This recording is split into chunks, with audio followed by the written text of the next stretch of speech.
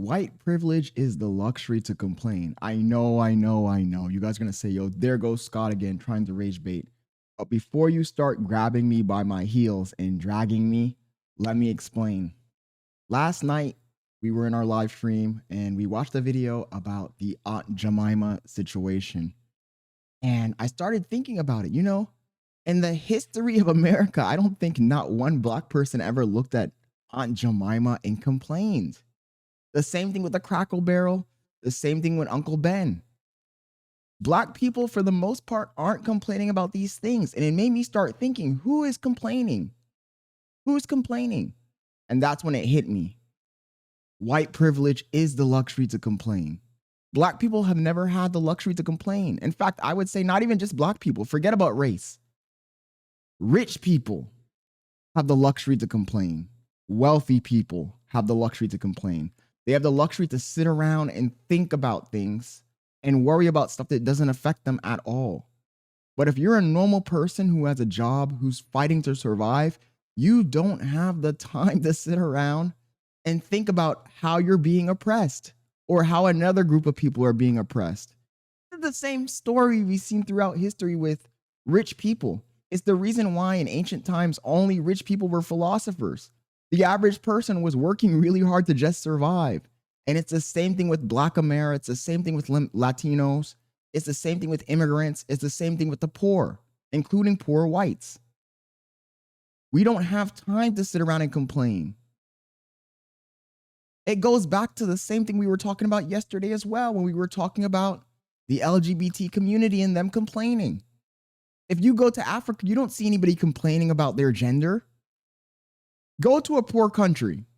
Go to a place where people are struggling. People don't have time to be thinking about their situation, whether they're accepted or not accepted, whether they're being bullied or not being bullied. Everybody is focused on surviving.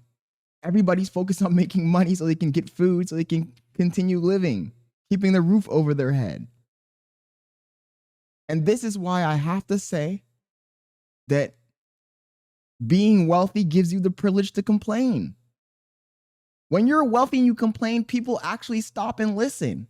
When you're poor and you complain, they say you're being lazy. They say you're playing the victim card. This is the reason why poor people have never had the opportunity to complain.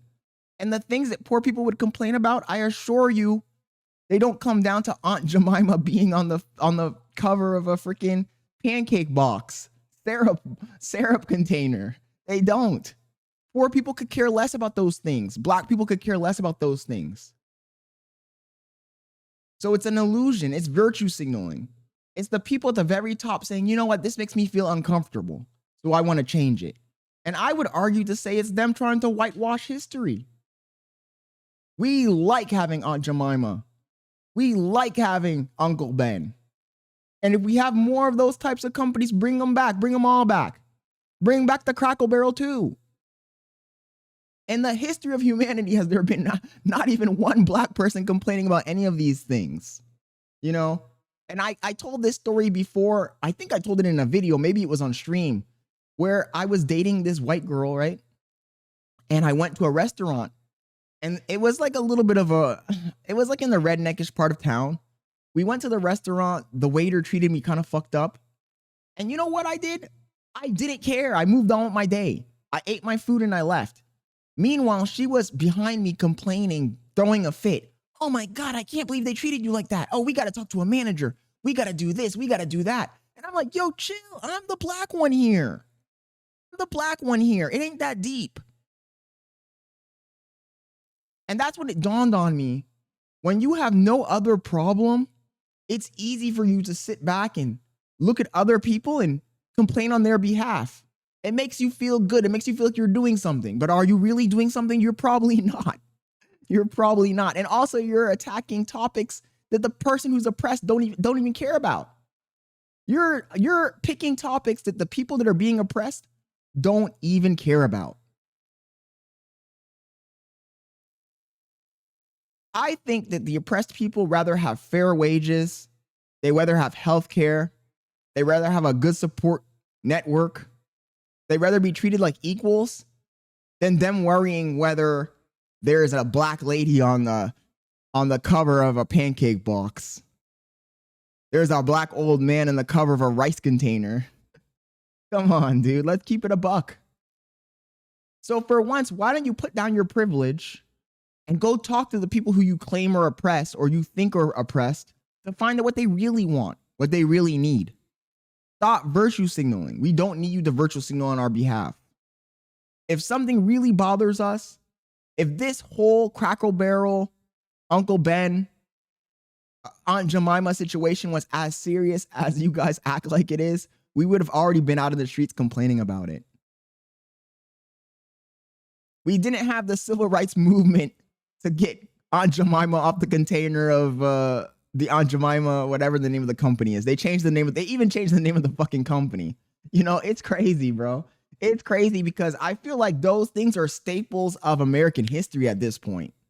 And for you to go back and change it to some Palm Mills milling company or whatever the fuck you changed it to is ridiculous to me. Why? Because it makes you feel uncomfortable. It makes you feel uncomfortable to see I guess she used to be a slave on the cover of a pancake box. Shut the fuck up, man. Shut the fuck up. It's not working. Nobody's believing your whole story of, oh my God, I fight for the oppressed. If you fight for the oppressed, go donate some clothes to Salvation Army. You know? Go fight for a higher wages for the lower classes. Go fight for free healthcare. Don't come to me talking about, oh, I did so much work getting the name of Crackle Barrel, the logo changed. Shut the fuck up. Shut the fuck up. That's ridiculous, bro. Jesus Christ, man. I'm so tired of the hypocrisy, man. And like I said, chat, I didn't want to even talk about this. I didn't even want to talk about this. For those of you guys who watch my streams, you guys know I grew up overseas. I have no skin in the game. I guess I do have skin in the game, actually. I guess I do, but realistically, I've never really cared that much about race. But I have to talk about it because it just seems so ridiculous to me.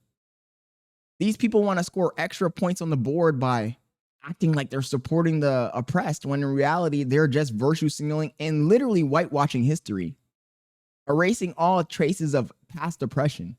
We like those traces. Leave those traces in. Let it be a reminder of what happened so it doesn't happen again. We don't need you to strip us away from all identity so that we're all super, quote unquote, equals to get to this utopia that you envision, because it's not going to happen. It's a fantasy. And what you're really doing is just erasing the past to make yourself feel better. So you can fuck off with that. I just wanted to get this off my chest, guys. I hope you enjoyed the video. If you did, please leave a comment. Let me know what your opinion is. If you agree that white privilege is a luxury to complain. And I'll catch you on the next one.